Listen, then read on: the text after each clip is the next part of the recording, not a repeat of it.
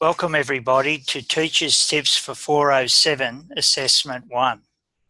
Just some general housekeeping. This session will be recorded and then uploaded to YouTube. In today's session, we'll be navigating your way around the WHS Research Centre Compensation tab. Make sure you reference workers' compensation legislation at all times. How to use the David Johnson case study by reading it carefully and completing both the claims form and the certificate of capacity. Assessment 1. Here we find a screenshot of New South Wales compensation. Key areas in the screenshot are the certificate of capacity at the top under changes to work cover New South Wales. As we move down that panel, injury person's lodgement form, and then a Word document directly underneath that. Notify us that you have been injured at work. Directly under that box, under making a claim, you'll find the dispute resolution for New South Wales compensation. On the right-hand side, under Learning Resources, you will find guidelines for workplace return to work programs. Under the middle panel, compensation, just out of the screenshot, you will find the two Workers' Compensation Acts and regulations. For those students wanting to find out more about the changes in New South Wales, go back to Changes to Work Cover New South Wales and click on the links to the regulator and EML.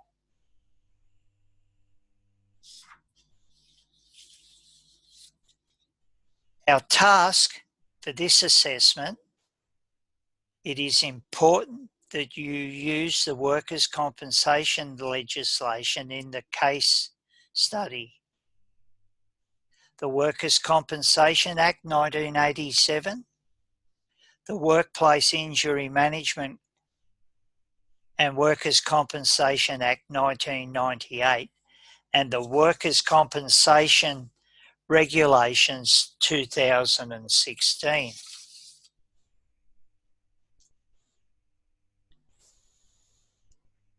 Review David Johnson's details. This will come in handy as you work your way through the assessment.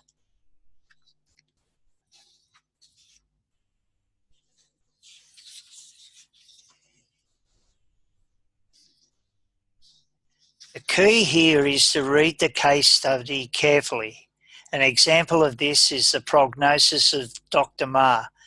This is a key area of the case study, so study it closely. Complete the claims form and the certificate of capacity. A suggestion is to get a hard copy of David's case study and highlight key areas on that copy.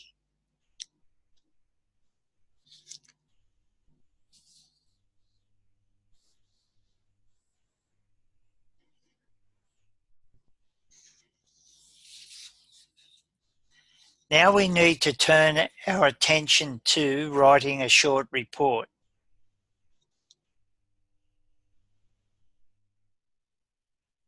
Here it's important to refer to the Workers' Compensation Act, for example in New South Wales, as mentioned in the previous slide.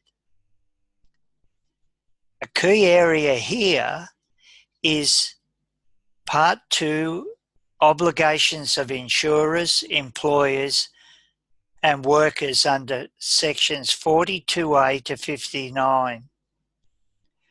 Review, notify us of your being injured at work. That's the Word document. These will help with the steps that you need to follow in putting the flow chart together.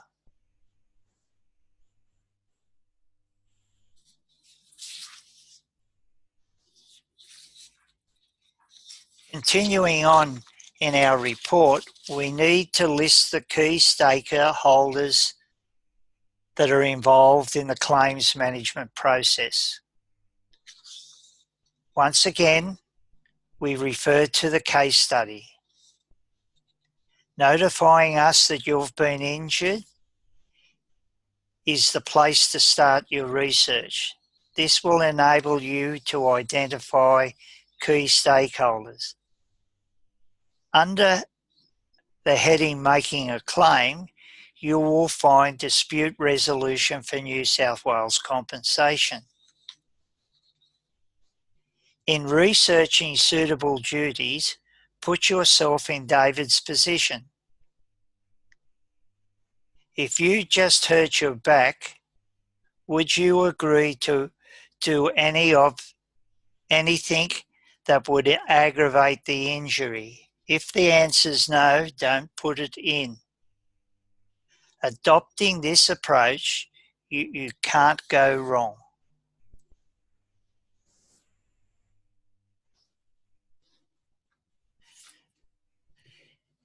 At the end of the assessment, it is important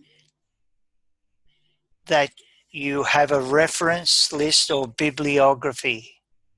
This enables the reader and the marker to establish what you have used as your research and resources.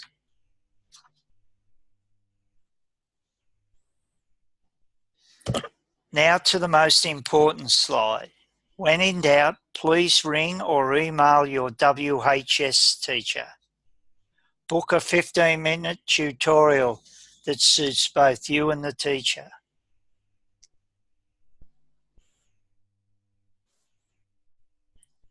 Are there any questions?